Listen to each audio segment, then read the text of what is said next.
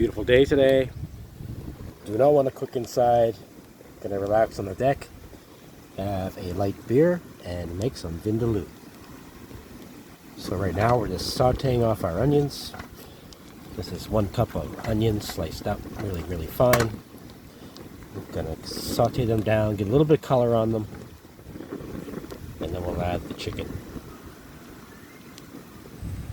Here is the marinated chicken in a Vindaloo paste. The recipe for the Vindaloo paste is below. Now, let's get this into the pan.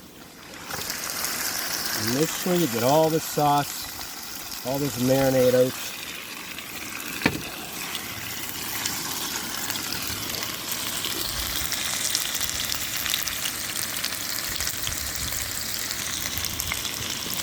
Going to add a good teaspoon of salt.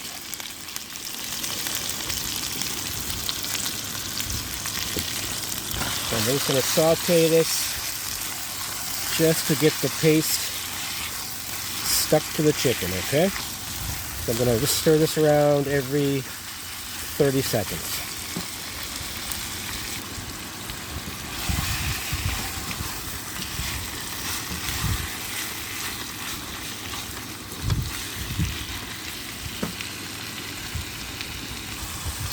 Okay, it's been about 4, maybe 5 minutes here. Stirring every 30 seconds. You can see the paste is sticking to the chicken now. Chicken is partially cooked. We're going to add 1 cup of crushed tomato. It can be canned or fresh, does not matter. We're going to give this a good stir. And we're just going to continue sauteing this, stirring it maybe every minute. And what we want to do is cook the rawness out of these tomatoes and let the liquid kind of evaporate and make a nice thick sauce, and the oil will start to come to the surface.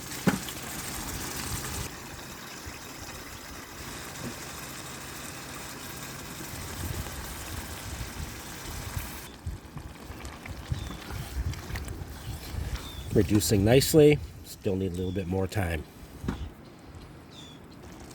Things are coming along nicely now, still not quite there yet. Here's a little fact for you. Vindaloo, what brings the heat in Vindaloo? Well, the chilies, of course, but the main component is actually black pepper. And we already have some black pepper in our marinade, quite a bit of it actually, but I'm going to add a little bit more. And this is optional, guys, okay? So I like my Vindaloo to be a little bit extra spicy. Not to the point where it's burning my lips, but I want to feel it, all right? I want to feel it on my tongue, the sides of my mouth, back of my throat. That's where we want to feel the heat, okay? And I'm going to add a little bit more chili, green or red, finely chopped, later on. Okay, so that's another option for you as well. Okay, folks, let's have a look at this.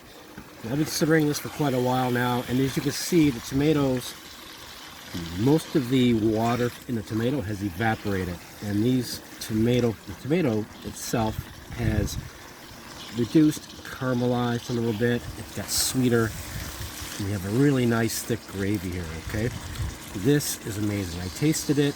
This has got to be the best Vindaloo that I've ever had, and I've eaten Vindaloo many places. So what I'm going to do now is I'm going to add almost a cup of water. And what this is going to do, it's going to help us finish cooking the chicken, make it nice and tender. We're going to bring this up to a simmer, okay? And we're going to put a lid on, and we're going to let it simmer for about half an hour. You can give it a little stir every 5 minutes, roughly, okay? So curries, you know, you can't do curry in a hurry, as they say. Curries take time to develop flavors, and it is well worth the wait, okay? So we're into this now maybe probably 20 minutes now, and we have a half hour to go. So, you know, stay close by and just keep an eye on it. I don't want an aggressive simmer, but I do want to see some bubbling action here. So I'm going to show you what that looks like when the time comes, okay? So you know exactly what I mean by a simmer. Okay, let's have a look here and see. Now that's exactly what I want. I want to see some bubbling, but not an aggressive boil, okay? We want this to be simmering, moving around a little bit. I'm going to give it a stir every 5 minutes.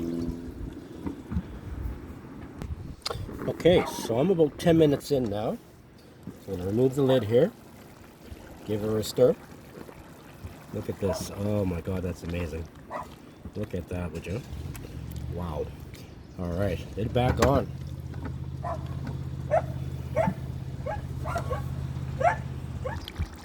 Okay, I'm about 20 minutes in, you know, and I'm quite happy with this. Sometimes you don't have to go 30 to 40. If you had bone-in chicken, definitely you would have to. Just kind of look at this, guys, and this, you know, this is cooking, right? It's not like we're baking and we have a specific time we have to follow here. So if you're happy with this, you know, the quality of the chicken here, it's fully cooked. I took a piece out, cut it in half, fully cooked. I'm going to add my little bit extra chili here and get that in. I'm going to turn the heat off. I'm just going to let this chill out for a while, half an hour to an hour, and just let those flavors kind of mellow out and get nice and deep.